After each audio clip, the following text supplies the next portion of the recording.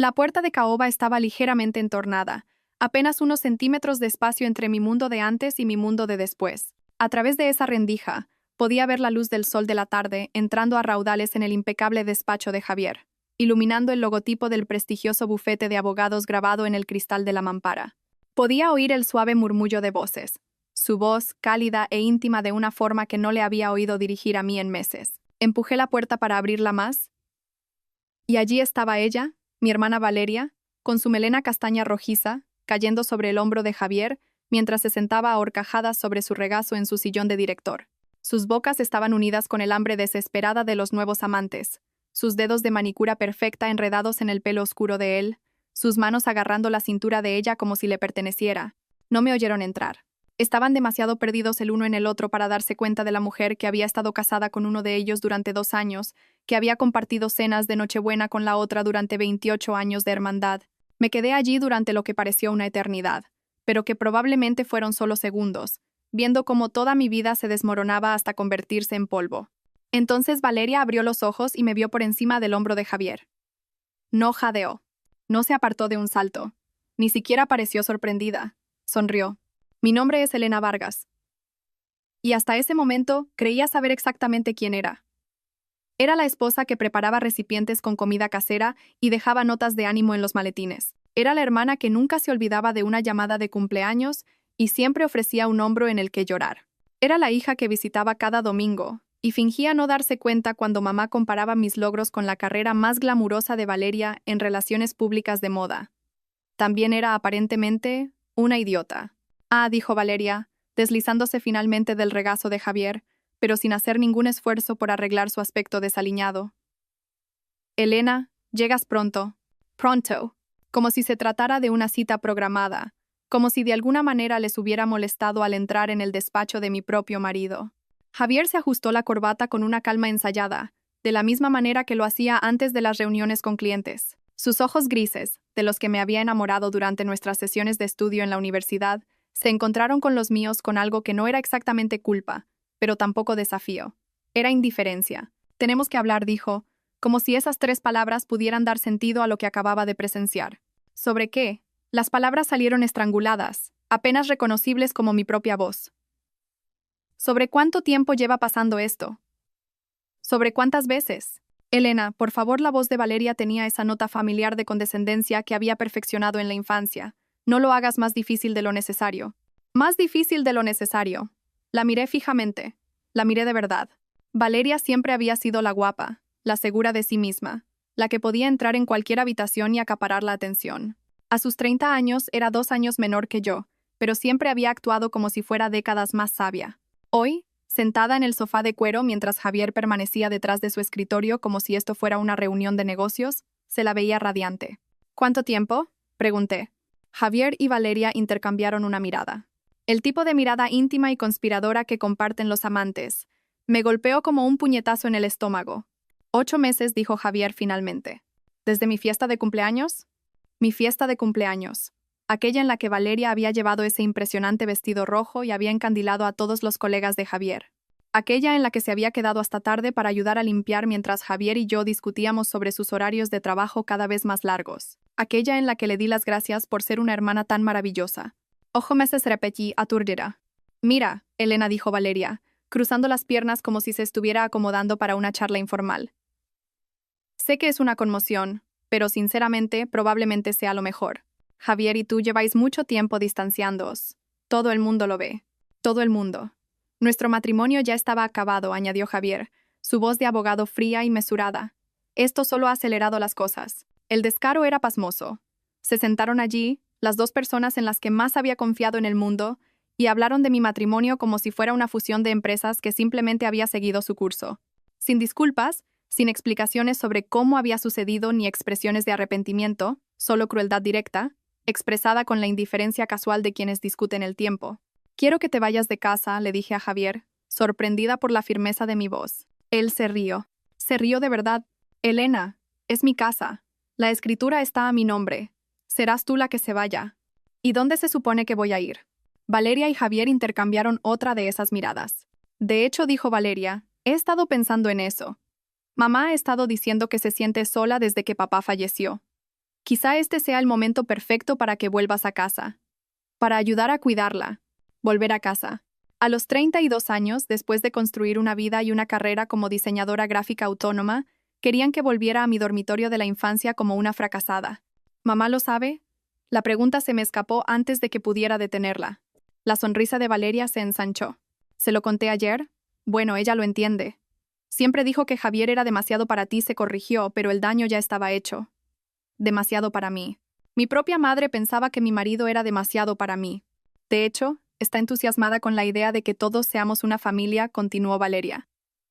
Dijo que ya era hora de que Javier encontrara a alguien que pudiera igualar su ambición. La habitación pareció inclinarse. No solo habían mantenido esta aventura durante meses, sino que ya habían involucrado a mi madre, ya habían hecho planes para mi desplazamiento, ya habían decidido cómo reestructurar la vida de todos en torno a su traición. Miré a Javier, lo miré de verdad, al hombre al que había apoyado durante la facultad de Derecho, que había prometido amarme en la salud y en la enfermedad, que me había susurrado que yo era su todo en nuestra noche de bodas. Estaba consultando su móvil. Necesito tomar el air, logré decir. Elena, espera, llamó Javier mientras me dirigía a la puerta. Deberíamos discutir las cosas prácticas. El divorcio, el reparto de bienes. ¿Bienes? Me volví para mirarlo. ¿Qué bienes, Javier? Todo está a tu nombre. ¿Recuerdas? Insististe en ello por motivos fiscales. Tuvo la decencia de parecer momentáneamente incómodo. Bueno, sí, pero podemos llegar a un acuerdo. No soy irrazonable. Irreasonable. El hombre que se había estado acostando con mi hermana durante 8 meses estaba preocupado por ser percibido como irrazonable. Salí sin decir una palabra más. El camino a casa fue una mezcla de lágrimas, rabia y una extraña insensibilidad que se sentía como caminar en un sueño. Nuestra casa, la casa de Javier, al parecer estaba al final de un tranquilo callejón sin salida, en una urbanización de lujo a las afueras de Madrid, en Pozuelo, un lugar que habíamos elegido juntos porque hablamos de llenar las habitaciones extra con niños algún día. Me senté en el coche durante 20 minutos, mirando la puerta principal con su alegre pintura amarilla y las jardineras que había plantado la primavera pasada. Todo parecía exactamente igual, pero me sentía como una extraterrestre visitando la vida de otra persona. Dentro, la casa contenía toda la evidencia de mi engaño. Fotos de la boda en la repisa de la chimenea. Mis libros mezclados con los suyos en las estanterías. La taza de café que había usado esa mañana todavía en el fregadero, con una mancha de pintalabios en el borde como una mancha de sangre en la escena de un crimen. Llamé a mi madre. Elena, cariño, la voz de mamá era cuidadosamente neutral. Valeria me dijo que podrías llamar. ¿Te lo contó todo? Me contó lo suficiente. Oh, cielo. Sé que es duro, pero a veces estas cosas simplemente pasan. Javier y Valeria tienen sentido juntos. Ambos son ambiciosos. Ambos tienen éxito. Yo tengo éxito, interrumpí. Tengo mi propio negocio. Diseñar invitaciones de boda no es exactamente... Hago gestión de marca corporativa, mamá. Tengo clientes importantes. Claro que sí, cariño. Pero seamos honestos, Valeria se mueve en el mundo de Javier. Entiende sus presiones, sus metas. Quizá esto es solo selección natural. Selección natural. Mi madre estaba tratando mi matrimonio como un documental de naturaleza. ¿Entonces estás de su lado? No estoy tomando partido, Elena. Estoy siendo realista. Javier y tú llevabais un año con problemas. Todo el mundo podía verlo. Y Valeria, bueno, ella no planeó esto. El amor simplemente surgió. Amor. Lo llamaban amor. ¿Dónde se supone que voy a vivir, mamá? Bueno, sabes que siempre eres bienvenida aquí. Tu habitación está exactamente igual. Y sinceramente, me vendría bien la ayuda. La casa se me está haciendo demasiado grande para mí sola. Ahí estaba el premio de consolación. Después de que mi marido me robara a mi hermana, o mi hermana me robara a mi marido, podía volver a casa para ser la cuidadora a tiempo completo de mi madre. Tengo que pensar, dije. Claro. Tómate todo el tiempo que necesites. Pero Elena, intenta no hacer esto desagradable. Por el bien de todos. Por el bien de todos. No por mi bien. Por el de todos. Colgué y me serví una copa de vino. Luego otra. Y otra. Para cuando Javier llegó a casa a las 9:30, estaba sentada en el salón con una botella vacía y la cabeza llena de claridad. Elena dijo con cuidado, aflojándose la corbata. Necesitamos discutir la logística, los aspectos prácticos de esta transición. Ya he hablado con mi abogado. Tu abogado. Elena, por favor, no repitas todo lo que digo. Es infantil. Infantil. La mujer cuya vida acababa de destrozar estaba siendo infantil. He redactado una oferta de acuerdo razonable, continuó. sacando una carpeta de su maletín. Considerando que la mayoría de nuestros activos son prematrimoniales o están a mi nombre, estoy dispuesto a ser generoso. Hay un pago único de 25.000 euros y cubriré tus gastos de mudanza. Tomé la carpeta y la hollé sin leer. Es más que justo, considerando. ¿Considerando qué? ¿Que te has estado acostando con mi hermana durante 8 meses? Elena, entiendo tu dolor. ¿Dolor? Me levanté, sorprendida por mi propia firmeza. No estoy dolida, Javier. El dolor es cuando alguien te pisa accidentalmente. Esto es devastación. Es la aniquilación completa de todo lo que creía saber sobre mi vida. Mira, estas cosas pasan. La gente se distancia. La gente cambia. Lo que Valeria y yo tenemos es real. Es algo que nunca antes había experimentado. ¿Y qué hay de lo que teníamos nosotros? Éramos amigos que se casaron porque parecía el momento adecuado. Pero Elena, sé honesta. ¿Cuándo fue la última vez que me miraste como lo hace Valeria? ¿Cuándo fue la última vez que tuvimos una conversación sobre algo más profundo que la lista de la compra y los planes para el fin de semana? Lo terrible era que no estaba del todo equivocado. Nos habíamos distanciado. Habíamos caído en la rutina. Pero pensé que eso era normal. La evolución natural del matrimonio, del romance apasionado a una cómoda compañía. ¿Y eso te dio derecho a engañarme? No planeé esto. Tampoco Valeria. Simplemente sucedió. Durante 8 meses. Simplemente sucedió. Elena, por favor, no hagas esto más difícil de lo que tiene que ser. Ahí estaba esa frase de nuevo. No hagas esto difícil. Como si mis sentimientos fueran un inconveniente, mi dolor un obstáculo para su felicidad. Quiero la casa, dije. Javier sonrió. Elena, sé realista. No puedes permitirte la hipoteca con tus ingresos. Y legalmente, no me importa lo legal. Quiero la casa. Esto no funciona así. Te ofrezco un acuerdo justo. Tómalo. ¿O qué? O presento la demanda de divorcio por diferencias irreconciliables y te irás con lo que el tribunal decida darte, que, dado que todo está a mi nombre y no tenemos hijos, no será mucho. Lo tenía todo planeado. El abogado había cubierto todos los ángulos, todas las bases. Se suponía que debía tomar mis 25.000 euros y desaparecer en silencio para que él pudiera empezar su nueva vida con mi hermana. ¿Cuándo quieres que me vaya? A final de mes. Eso te da 2 semanas para encontrar otro sitio donde vivir. 2 semanas. Me estaba dando 2 semanas para desmantelar una vida que había tardado años en construir. De acuerdo, dije. Javier pareció sorprendido. ¿De acuerdo? De acuerdo. Estaré fuera a final de mes. Bien.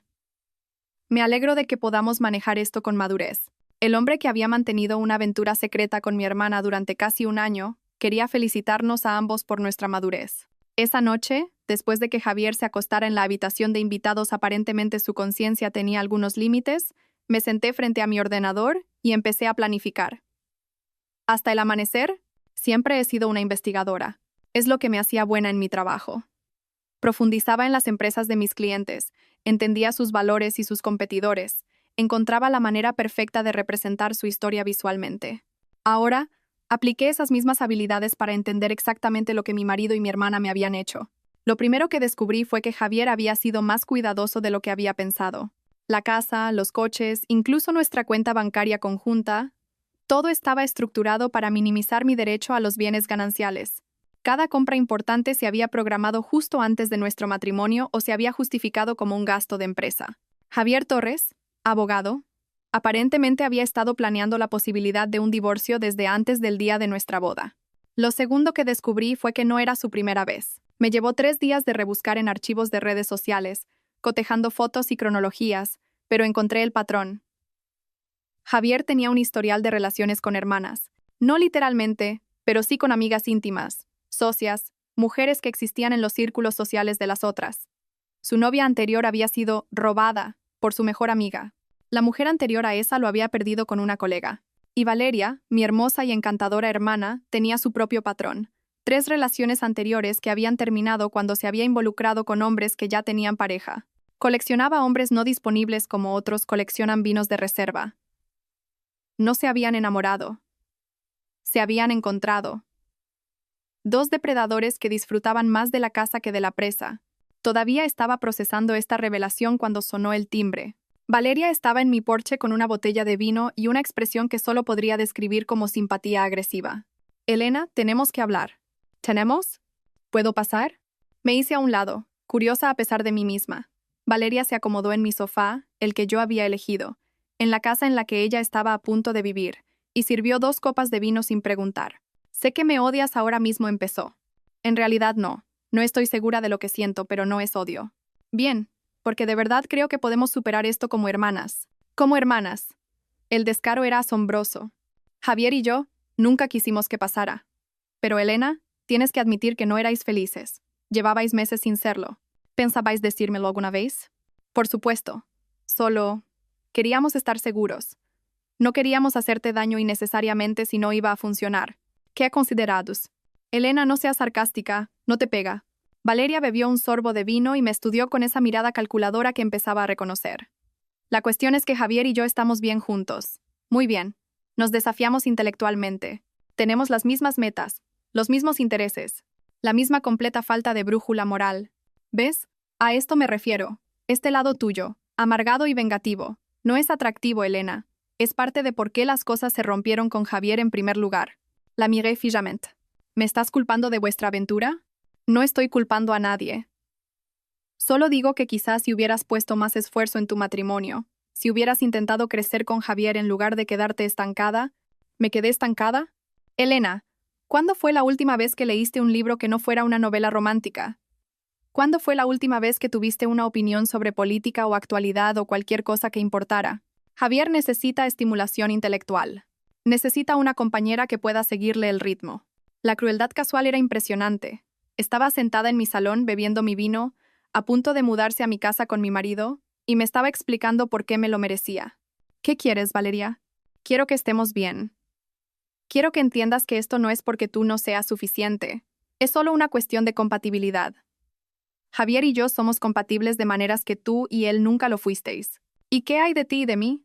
¿Somos compatibles como hermanas? La sonrisa de Valeria fue radiante. Claro que sí. Somos familia. Esto no cambia eso. Esto no cambia eso, repetí lentamente. Elena, sé que es difícil verlo ahora, pero a la larga, esto va a ser bueno para todos. Encontrarás a alguien que se adapte mejor a ti, alguien que aprecie tus cualidades más sencillas, y Javier y yo podremos construir algo real juntos. Cualidades más sencillas. ¿Sabes a lo que me refiero? Eres cariñosa, dulce y hogareña. Eso es maravilloso, pero no es lo que Javier necesita. Necesita a alguien que pueda igualar su ambición, alguien que entienda su mundo, alguien como tú. Exacto. Valeria terminó su vino y miró su móvil. Debería irme. Javier me recoge para cenar. Nos reunimos con los socios principales de su bufete. Ya estaba interpretando el papel de la esposa del abogado. Ya estaba haciendo contactos y posicionándose en su mundo profesional. Mientras tanto, se esperaba que yo saliera elegantemente del escenario. Elena Valeria se detuvo en la puerta. Intenta no hacer esto más difícil de lo necesario, por el bien de todos. Ahí estaba esa frase otra vez. El lema familiar, aparentemente. Después de que se fue, me senté en mi salón y sentí que algo cambiaba dentro de mí. No era exactamente ira, y no era desamor. Era algo más limpio, más afilado e infinitamente más peligroso. Era claridad. Isabel Montes tenía el tipo de presencia que ponía nerviosos a los abogados de la parte contraria. A sus 55 años tenía el pelo plateado y una mirada penetrante, con una reputación de aceptar casos que otros abogados consideraban imposibles de ganar. Su oficina, en un piso 32 con vistas al Paseo de la Castellana, y sus honorarios reflejaban su tasa de éxito. Encontré su nombre buscando en Google Mejores Abogados de Divorcio de Madrid, y luego pasé 2 días leyendo sobre sus casos. Se especializaba en lo que llamaba disoluciones matrimoniales de alto conflicto. Señora Vargas dijo, revisando la oferta de acuerdo que Javier me había dado. La propuesta de su marido es un insulto. Él dice que es generosa. Miente. En un matrimonio de 2 años con bienes gananciales y 2 ingresos, tiene derecho a mucho más que esto. El hecho de que lo haya estructurado todo para minimizar su derecho sugiere premeditación. ¿Premeditación? Ha estado planeando el divorcio desde antes de casarse. Mire la cronología. Cada compra importante, cada decisión financiera, cada transferencia de activos, este hombre se ha estado protegiendo de un futuro acuerdo de divorcio desde el primer día. Me sentí mal del estómago. Entonces, nunca tuvo la intención de que fuera para siempre. No puedo hablar de sus intenciones, pero sí de sus acciones. Y sus acciones sugieren a un hombre que siempre estuvo planeando su estrategia de salida. Isabel se reclinó en su silla de cuero y me estudió. La pregunta es, ¿qué quiere usted de este divorcio? Quiero lo que es justo. Justo. Es subjetivo. Le preguntó ¿qué quiere usted? Lo pensé. ¿Qué quería? ¿La casa? ¿El dinero? ¿La venganza? Quiero que entiendan que no voy a desaparecer en silencio. Isabel sonrió por primera vez desde que había entrado en su despacho. Ahora nos entendemos. Hábleme de su hermana.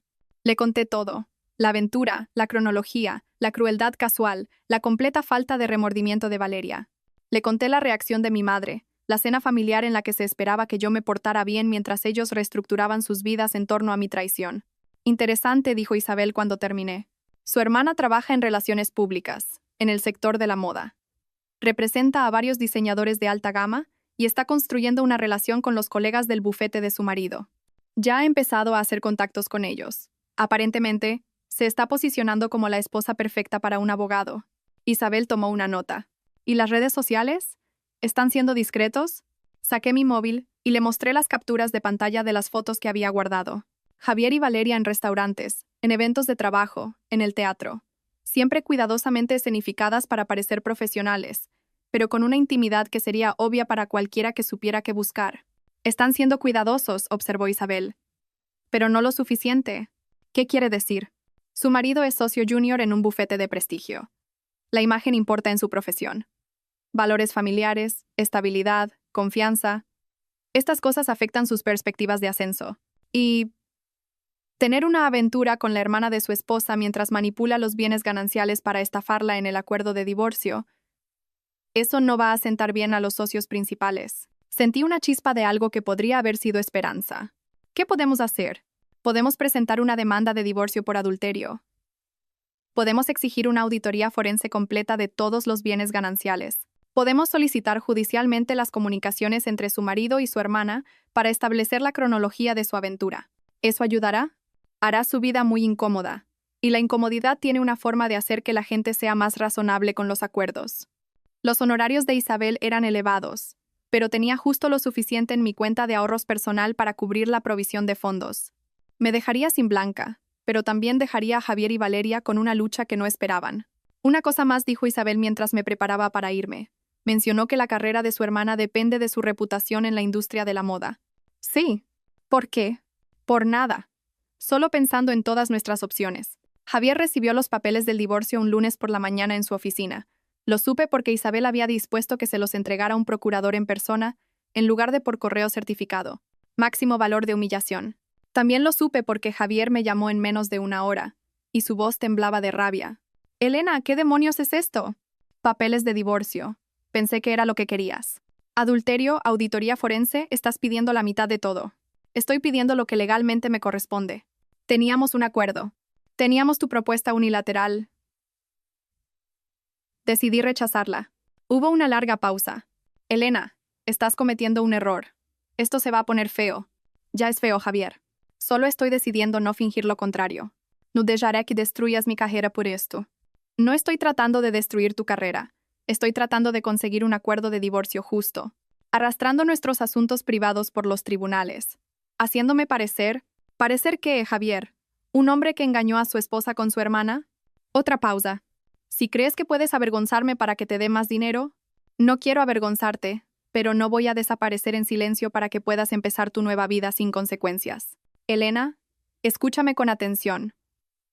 Si sigues adelante con esta demanda, me aseguraré de que te arrepientas. Tengo recursos, contactos. ¿Me estás amenazando? Te estoy advirtiendo. Echa marcha atrás, acepta la oferta de acuerdo y vete, o esto se pondrá mucho peor para ti. Lo colgué. En 2 horas, Valeria estaba en mi puerta. A diferencia de su visita anterior, no traía vino ni lucía una expresión compasiva. Estaba furiosa. Elena, tienes que parar esto. ¿Parar qué? Esta demanda ridícula. ¿Tienes idea de lo que le estás haciendo a la reputación de Javier? Me estoy divorciando. Es un procedimiento bastante común. Estás siendo vengativa y mezquina, y se te va a volver en contra. Javier tiene amigos. Elena. Amigos importantes. Jueces. Fiscales. Otros abogados. No puedes ganar una pelea contra alguien con sus contactos. Mírame.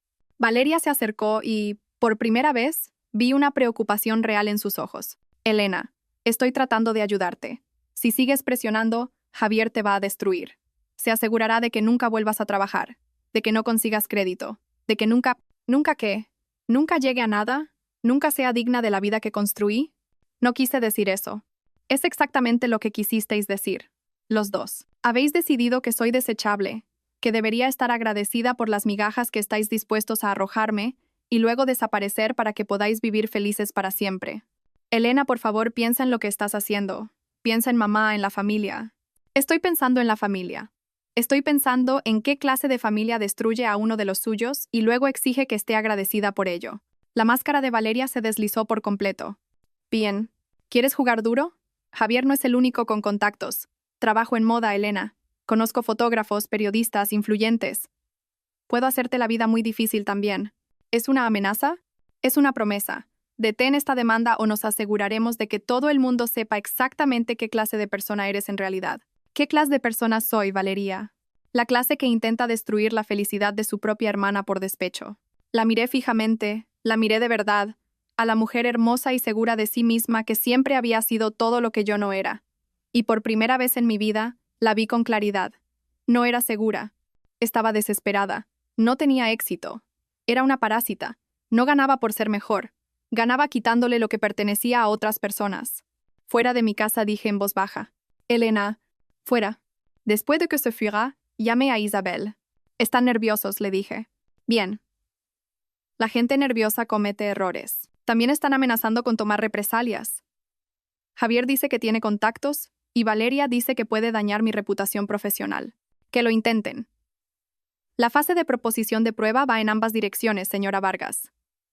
Si quieren jugar sucio, solicitaremos sus comunicaciones y veremos exactamente lo que han estado diciendo sobre usted. Conspirar para difamar a un cónyuge durante un proceso de divorcio no queda bien en un tribunal. ¿Cuál es nuestro próximo movimiento? Esperamos. Y lo documentamos todo. Cada amenaza, cada intento de intimidación, cada contacto que hagan. Su marido puede que sea abogado, pero ahora mismo no está pensando como uno. Está pensando como un hombre culpable que ha sido descubierto. La primera grieta en su plan perfecto vino de una fuente inesperada, el bufete de Javier.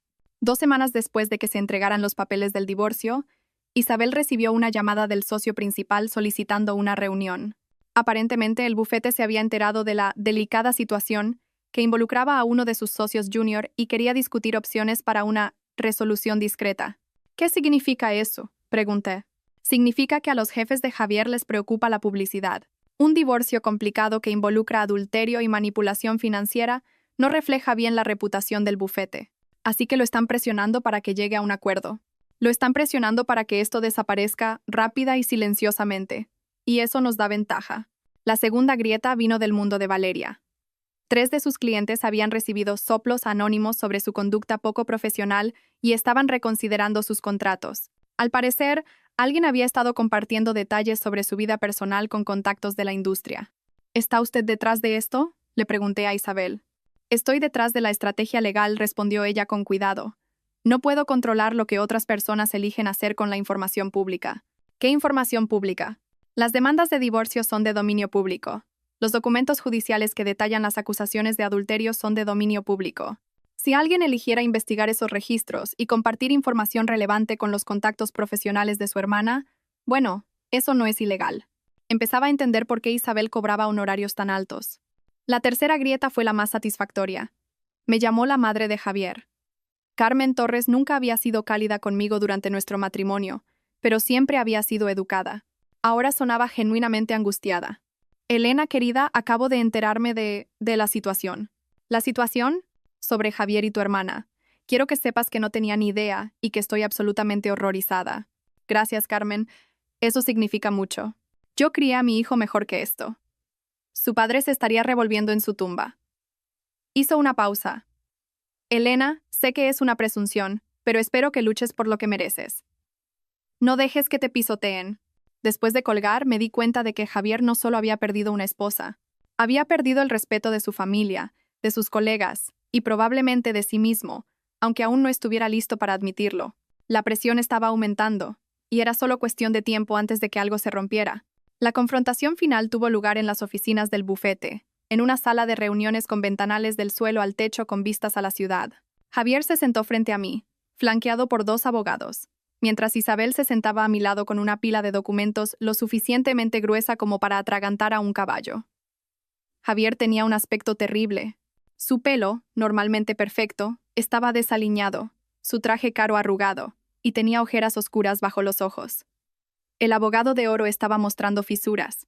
Vayamos al grano, comenzó Isabel.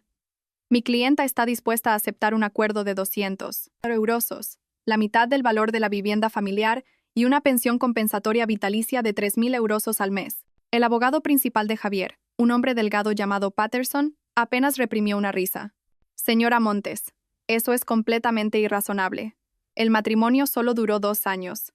No hay hijos. También hay adulterio documentado, manipulación financiera y conspiración para defraudar a mi clienta de los bienes gananciales, interrumpió Isabel. Además de amenazas creíbles de represalias y difamación. Su cliente no está exactamente negociando desde una posición de fuerza. Disputamos la caracterización de manipulación financiera. ¿Disputan el adulterio? Silencio. ¿Disputan que su cliente estructuró los bienes gananciales para minimizar los derechos de su esposa? Más silencio. ¿Disputan que su cliente y su amante, que resulta ser la hermana de mi clienta, han hecho declaraciones amenazantes sobre la reputación y el sustento de mi clienta? Javier finalmente habló. Elena, por favor, seamos razonables. Estoy siendo razonable. Pido la mitad de lo que construimos juntos, más una ayuda mientras reconstruyo mi vida. Tú me ofreces menos de lo que pagarías por un coche. Solo la casa vale 400.000 euros. Estás pidiendo la mitad de eso, más un acuerdo en efectivo, más una pensión. Es más de lo que puedo permitirme. Entonces deberías haberlo pensado antes de decidir engañarme con mi hermana. La compostura de Javier finalmente se quebró. Elena, estoy tratando de ser justo, pero estás siendo vengativa. Toda esta demanda, esta atención mediática, arrastrando nuestros asuntos personales por los tribunales. ¿Atención mediática? Interrumpí. No finjas que no lo sabes. Alguien ha estado filtrando información a periodistas, a blogueros, a influyentes. Mi bufete está recibiendo llamadas de reporteros preguntando sobre mi situación doméstica. Valeria ha perdido 3 clientes importantes por rumores sobre su vida personal. Miré a Isabel, que mantenía una expresión perfectamente neutral. Señor Torres, dijo ella, si le preocupa la atención mediática, quizá debería considerar por qué su historia está atrayendo interés. Las infidelidades ocurren todos los días. No suelen ser noticia a menos que haya algo particularmente noticioso en ellas. ¿Qué se supone que significa eso? Significa que un socio junior de un prestigioso bufete de abogados que manipula los bienes gananciales mientras mantiene una aventura con la hermana de su esposa es una historia atractiva, especialmente cuando ese mismo abogado amenaza con represalias contra su esposa por exigir un acuerdo justo. Javier se puso pálido. Habéis estado hablando con periodistas. Yo no hablo con periodistas, señor Torres, pero no puedo controlar qué registros públicos eligen examinar ni qué conclusiones sacan de ellos. Patterson se inclinó hacia adelante. Señora Montes, si está sugiriendo que ha orquestado algún tipo de campaña mediática, no estoy sugiriendo nada. Simplemente observo que el interés público en este caso parece estar creciendo. De hecho, ayer recibí una llamada de un productor de un canal de televisión nacional. Aparentemente, están considerando un reportaje sobre cómo la ley de divorcio puede ser manipulada para perjudicar a las mujeres. La sala quedó en silencio absoluto. Por supuesto, continuó Isabel, un acuerdo rápido y justo eliminaría la necesidad de cualquier atención mediática adicional. A mi clienta no le interesa la publicidad. Solo quiere lo que le corresponde. Javier parecía que iba a vomitar. Elena, no puedes hacer esto. Tu carrera sobrevivirá, Javier. Incluso podría mejorar si demuestras que puedes manejar la adversidad personal con elegancia e integridad. Esto no es elegancia e integridad. Esto es extorsión. No dije en voz baja. Son las consecuencias. Nos miramos a través de la pulida mesa de conferencias, y vi el momento exacto en que Javier se dio cuenta de que había perdido. No solo el matrimonio, no solo el dinero, sino la narrativa. Esperaba que desapareciera en silencio, que absorbiera el dolor y la humillación en privado mientras él seguía adelante con su nueva vida. En cambio, le había obligado a enfrentar las consecuencias públicas de sus elecciones. Necesito discutir esto con mi cliente, dijo Patterson.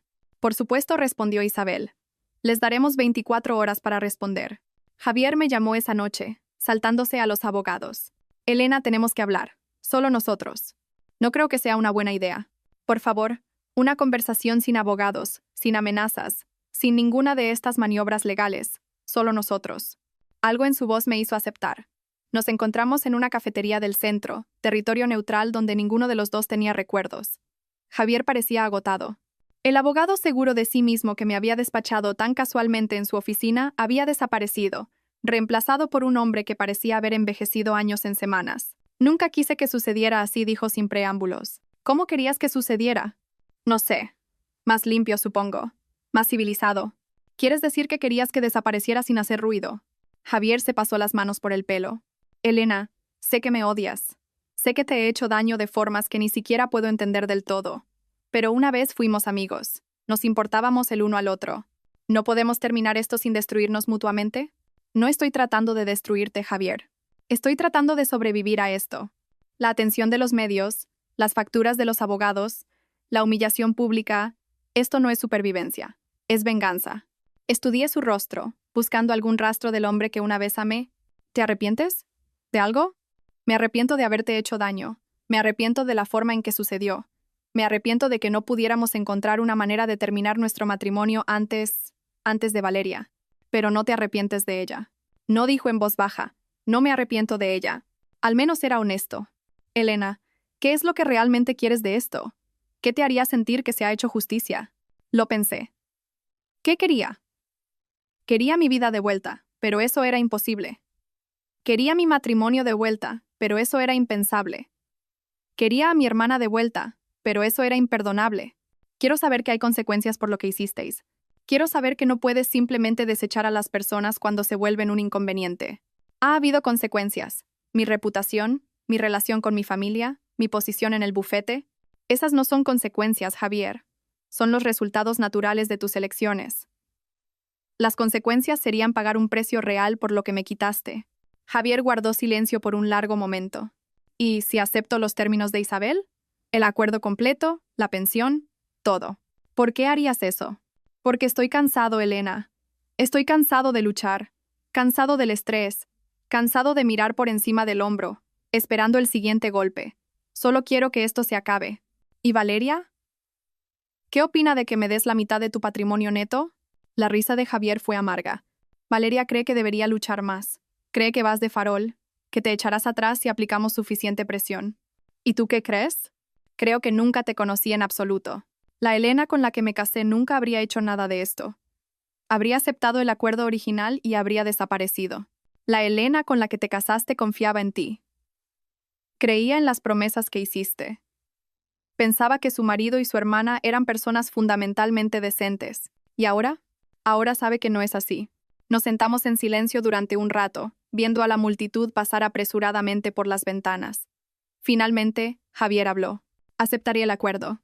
¿Toto? Toto. ¿Y Valeria? ¿Qué pasa con ella? No va a estar contenta con esto. ¿Estás preparado para eso? La sonrisa de Javier fue triste.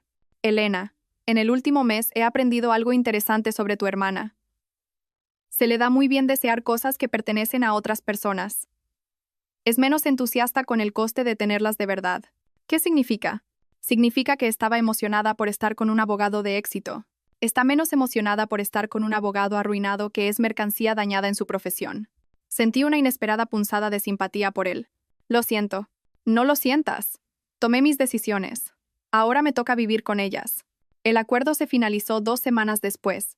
Javier se quedó con la casa, pero tuvo que pedir un préstamo sustancial para pagarme mi parte de su valor. Combinado con el acuerdo en efectivo y la pensión, salí de allí con suficiente dinero para comprar mi propio lugar y empezar de nuevo. Más importante aún, salí con algo que no esperaba: respeto por mí misma. La atención mediática que tanto había aterrorizado a Javier resultó ser una bendición disfrazada.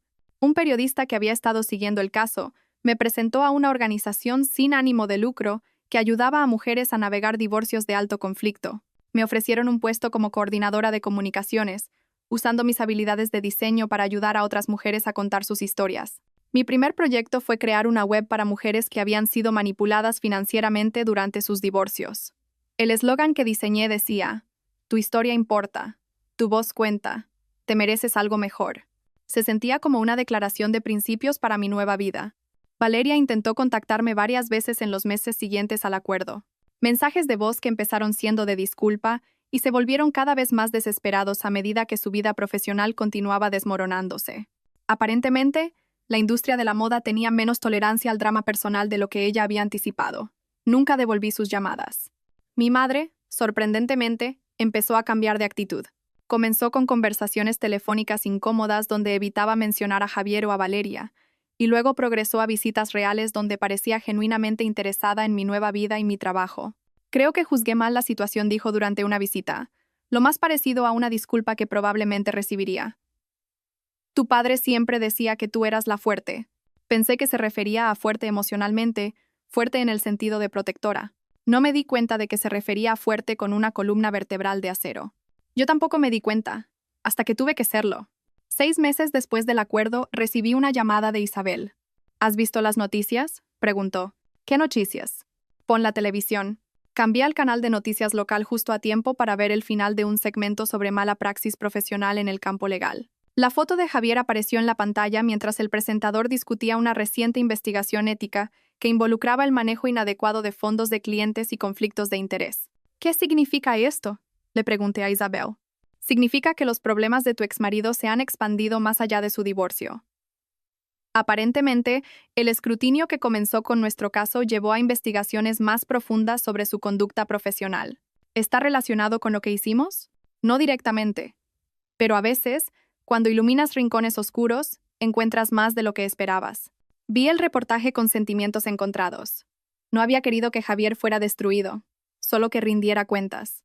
Pero las acciones tienen consecuencias, y las suyas aparentemente se habían extendido mucho más allá de nuestro matrimonio. El verdadero titular llegó 3 días después, no en la televisión, sino en mi bandeja de entrada de correo electrónico.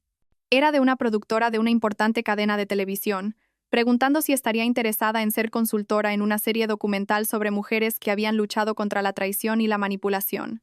La llamamos el ajuste de cuentas, decía el correo. Queremos contar historias sobre mujeres que se negaron a ser víctimas, que convirtieron su dolor en poder y su traición en justicia. Su caso se ha convertido en una especie de leyenda en los círculos legales. La mujer que no desapareció en silencio. Me quedé mirando el correo durante mucho tiempo antes de responder. 1 año antes, me habría horrorizado la idea de que mi vida personal se convirtiera en entretenimiento público. Ahora, lo veía como una oportunidad para ayudar a otras mujeres a entender que no tenían que aceptar la traición en silencio. Estoy interesada, respondí. Pero quiero control editorial sobre cómo se cuenta mi historia, y quiero que parte de los beneficios se destinen a organizaciones que ayudan a mujeres en situaciones similares. El documental se emitió 8 meses después. El episodio sobre mi caso se tituló Entré en el despacho de mi marido y encontré a mi hermana sentada en su regazo. Lo que hice a continuación fue noticia. Fue el episodio más visto de la serie. Ahora vivo en un pequeño apartamento en el barrio de Malasaña, con paredes de ladrillo visto y enormes ventanales que llenan el espacio de luz. Mi negocio de diseño ha crecido más allá de lo que había imaginado, impulsado en parte por referencias de mujeres que vieron el documental y querían trabajar con alguien que entendiera el poder de controlar tu propia narrativa. Estoy saliendo con alguien nuevo, un profesor llamado Marcos, que piensa que mi historia es inspiradora en lugar de escandalosa, que admira mi fuerza en lugar de sentirse intimidado por ella.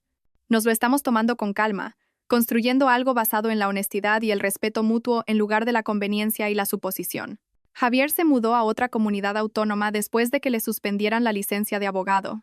Me enteré por conocidos comunes que está trabajando para un pequeño despacho haciendo gestiones inmobiliarias, muy lejos de sus antiguas ambiciones. Él y Valeria rompieron 7 meses después del acuerdo, aparentemente incapaces de sobrevivir la transición del romance prohibido a la realidad mundana. Valeria intentó reconstruir su carrera en relaciones públicas, pero descubrió que la reputación te sigue en industrias pequeñas. Lo último que supe es que trabajaba para una empresa de comunicación corporativa en otra ciudad. Un trabajo respetable pero anodino, que paga las facturas pero no alimenta su ego. Mi madre y yo hemos reconstruido nuestra relación en nuevos términos. Viene a cenar todos los domingos y hablamos de libros, de política y de mi trabajo con la organización. Nunca menciona a Javier o a Valeria a menos que yo los saque a colación primero, lo cual rara vez hago. Ya no los odio, ni a Javier ni a Valeria, ni siquiera a mí misma por los años que pasé siendo alguien más pequeña de lo que necesitaba ser. El odio es agotador y tengo mejores cosas que hacer con mi energía, pero tampoco los he perdonado. El perdón implica que lo que hicieron era perdonable, y no creo que lo fuera. No perdonas a alguien por un asesinato porque parezca arrepentido después. No perdonas la traición solo porque los traidores hayan seguido adelante. En cambio, he hecho algo más poderoso. Los he superado por completo. A veces, tarde en la noche, cuando estoy trabajando en un nuevo proyecto o leyendo en mi salón, Pienso en aquella tarde en que entré en el despacho de Javier y descubrí que mi mundo se acababa. Pienso en la mujer que era entonces, confiada, complaciente, dispuesta a hacerse más pequeña para evitar el conflicto. Esa mujer ya no existe. No destruida, sino transformada. En su lugar hay alguien más dura, más sabia e infinitamente más peligrosa para la gente que confunde la amabilidad con la debilidad. La productora del documental tenía razón en una cosa. Me había convertido en una especie de leyenda en ciertos círculos. No como una víctima que había sido agraviada, sino como una mujer que se había negado a aceptar que ser agraviada era el final de su historia. Mi teléfono suena a veces con llamadas de mujeres en situaciones similares. Mujeres que encontraron mi número a través de la organización sin ánimo de lucro, o que se enteraron de mi caso por amigos de amigos. Siempre empiezan de la misma manera. No sé qué hacer. Me siento tan impotente. Y siempre les digo lo mismo. No eres impotente. Simplemente aún no has descubierto cómo usar tu poder. Porque eso es lo que aprendí en esos meses de batallas legales, atención mediática y drama familiar. Todo el mundo tiene poder. La cuestión es si estás dispuesto a usarlo. Yo lo estuve, y eso marcó toda la diferencia. Los titulares que siguieron no fueron solo sobre mi caso, fueron sobre una elección. La elección de luchar, de exigir algo mejor, de negarse a desaparecer en silencio en la narrativa que otra persona tiene de tu vida. Es una elección que toda mujer enfrenta en algún momento, de alguna forma. Y cuando me preguntan ahora, cuando quieren saber cómo encontré el valor para luchar cuando todo parecía en mi contra, les digo la verdad. No encontré el valor. Encontré la claridad. Y una vez que ves con claridad, todo lo demás se vuelve posible.